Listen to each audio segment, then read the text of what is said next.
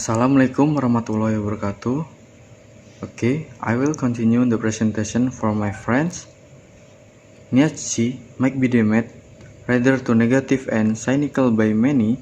He nevertheless more fully than anyone else at the end of the 9th century posed a robust challenge to the idea that the teaching of those who lead priests, teachers, politicians, and others is motivated by an attachment to much less an understanding of some set of absolute and enduring moral truths such as had been subscribed to by philosophers for over 2 millennia.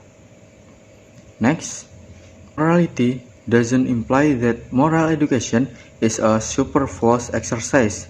Rather, it points to the likelihood that morality might find its expression in why people commit particular kinds of action rather than in the particular action themselves. This returns used to Kant's claim that moral education is a rational activity where what is moral is determined by reason rather than action. It is precisely this concern that is taken up in the 1960 by American psychologist Lawrence Kohlberg, 1984. Kohlberg drew heavily on Kant's claims that the moral person was one who could offer justifiable rational arguments for choosing one course of action over another. Blending the rationalism of Kant and the developmentalism of Piaget, 1965, Kohlberg is generally seen as being the key 20th century figure in creating a school of moral development psychology. For his followers, the goal was and remains to fully understand how to best cultivate moral behavior in human beings. Next, the idea of following the rules is at the heart of Kohlberg's analysis, in which he argues that there are broadly three parts of moral justification, namely pre-conventional, conventional, and post-conventional.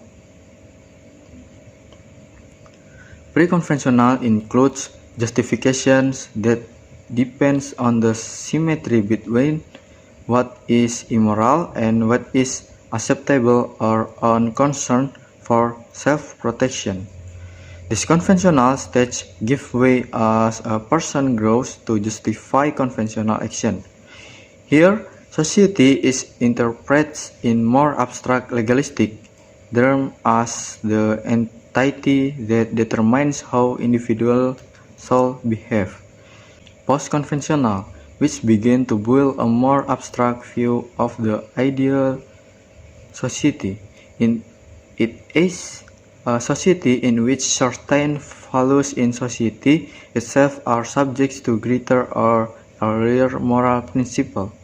Justice is central here. At this stage, it is possible to imagine someone refusing to obey the rule of society on the grounds that the rules themselves are unfair. In other words, one can take a broader view of the convention of society. Next, many teachers and a great deal of curriculum material developed for school since the 1970s have been influenced by this thinking, and indeed whole syllabi for children were written which attempt to turn Kohlberg's philosophical and empirical reflection into pedagogies. Moreover, so smitten was Kohlberg himself with the idea that people will become increasingly moral if only we could get them to understand and apply the overriding principle of justice to socio-moral situation that he established that came to be known as Just Community School in New York and elsewhere.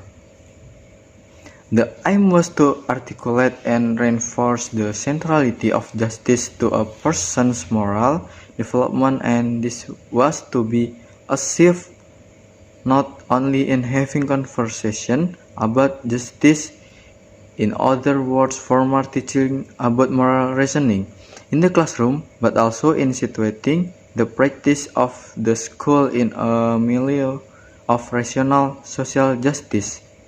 Next, Johannes-Paul Kohlberg's work has been subject to a lot of revision and modification, with many arguing that there are other things apart from rational justice that we need to teach if we are to cultivate good or moral person.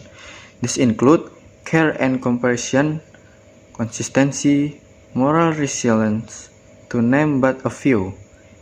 As a social institution, schools are required to be moral places, and teachers are obligated to cultivate and promote moral attitudes which by themselves may be conducive to the creation of a good society. Next, David Carr has spent much of his career arguing that the teacher should focus not on particular moral belief but on cultivating virtue.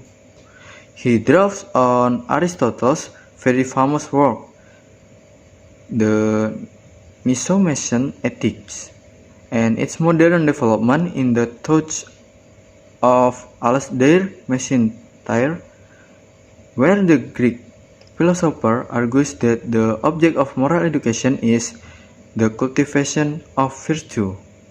This generally means that we should teach students to avoid excessive behavior but strive for a mean or a middle way. Hence, we should be neither foolhardy, not cowardly, but courage, neither profligate nor mean-spirited, but generous, and so on. For Aristotle, the only way to cultivate virtue is to act virtuously. Practice is everything. Virtue is, in this sense, habit forming. If I keep acting virtuously, I will become virtuous. Equally, if I keep acting immorally, I will become immoral. We do not become virtuous morally by talking about it, but by practicing it. Wassalamualaikum warahmatullahi wabarakatuh.